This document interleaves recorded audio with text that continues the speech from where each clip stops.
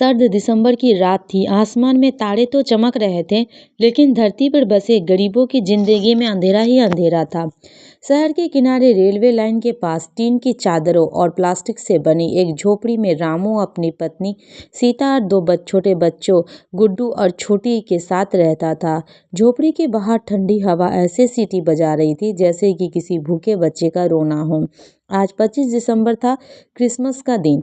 शहर के बीचों बीच बड़े बड़े चर्च सजे हुए थे। रंग बिरंगी लाइटें, क्रिसमस ट्री, केक की खुशबू और बच्चों की हंसी हर तरफ फैल रही थी। अमीर घरों में सांता क्लॉज की टोपी पहनकर लोग एक दूसरे को गले लगा रहे थे, लेकिन रामू की झोपड़ी में ना लाइट थी, ना केक, ना नया कपड़ा। रामू एक दिहाड़ी मजदूर था।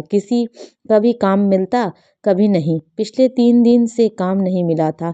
जेब में सिर्फ 10 रुपए पड़े थे। सीता ने उन 10 रुपयों से सूखी रोटी और थोड़ा नमक बचाकर रखा था। सीता ने बच्चों को पास बैठाकर कहा, आज क्रिसमस है बेटा, भगवान यीशु की जन्मदिन, वह सबकी मदद करता है। गुड्डू की आंखों में चमक आ गई। माँ, तो क्या आज सांता क्लॉज आएगा? सीता चुप हो गई। उसके पास जवाब नहीं था। उसने गुड्डू के सिर पर हाथ फेरा और कहा, अगर दिल सच्चा हो तो भगवान जरूर आते हैं। बाहर ठंड बढ़ रही थी। रामू ने बोरी ओढ़ रही थी। झोपड़ी के कोने में रखे टूटे हुए मिट्टी के दिए में सीता ने थोड़ा सा तेल डालकर आग जलाई ताकि बच्चों को कुछ गर्मी मिल सके। उसी समय पास की कॉलोनी से पटाखों की आवाज आई। किसी अमीर घर में क्रिसमस पार्टी चल रही थी। हंसी, संगीत और खाने की खुशबू हवा में घुल रही थी। गुड्डू और छोटी भूख से बिलखने लगे। रामू का दिल टूट गया। सीता, मैं अभी आता हूँ, कहकर वो बाहर निकल पड़ा। रामू सड़क पर चला रहा था। दुकानें सजी थी, केक, टॉफी, चॉकलेट, हर जगह रौनक थी। बस उसके जीवन में नहीं।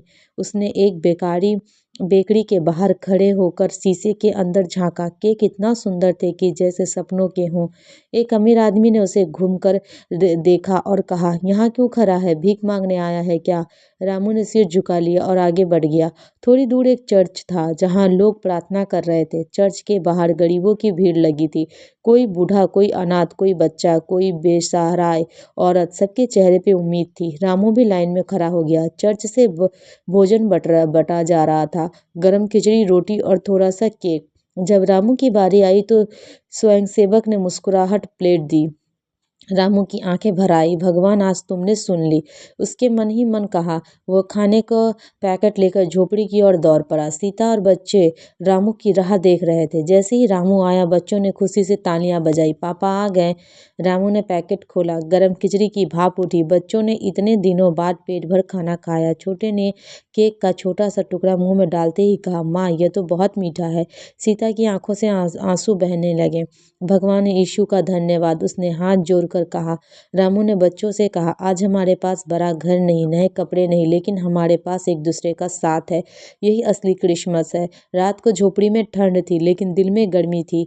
सुबह होते ही चर्च से फिर आवाज आई। आज बच्चों के लिए कपड़े और खिलौने बांटे जा रहे थे।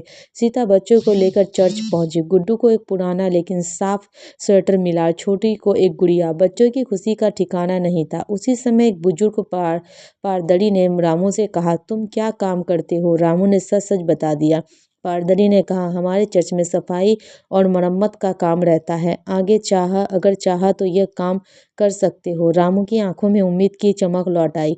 जी हाँ, क्यों नहीं। कुछ दिन में रामू ने नियमित काम मिलने का लगा। मेहनत से वह चर्च में सबका प्रिय बन गया। सीता पास के घरों में बर्तन मांजने लगी। बच्चों का नाम पास के सरकारी स्कूल में लिखवा दिया गया। अगले साल जब क्रिसमस आया तो हालात पूरी तरह नहीं बदले थे, लेकिन जिंदगी में भरोसा आ गया था। इस बार झोपड़ी में छोटा सा क्रिसमस ट्री था, कागज से बना हुआ। सीता ने खुद केक नहीं बनाया था, लेकिन बच्चों के चेहरे पर मुस्कान थी। रामू ने कहा, पिछले साल हम भूखे थे, इस साल हमारे पास उम्मीद है। यही सबसे बड़ा तोहफा है। गरीब का क्रिसमस सिर्फ केक, लाइट और उपहार नहीं होता। गरीब का क्रिसमस होता है भूखे पेट को मिला गर्मा खाना, टूटे दिल को उम्मीद और अंधेरे जीवन में जली एक छोटी सी रोशनी। भगवान अमीर गरीब देखते, वो दिल देखते हैं। आज और जिस दिन इंसान इंसान के काम आने लगे, वही असली क्रिसमस होता है।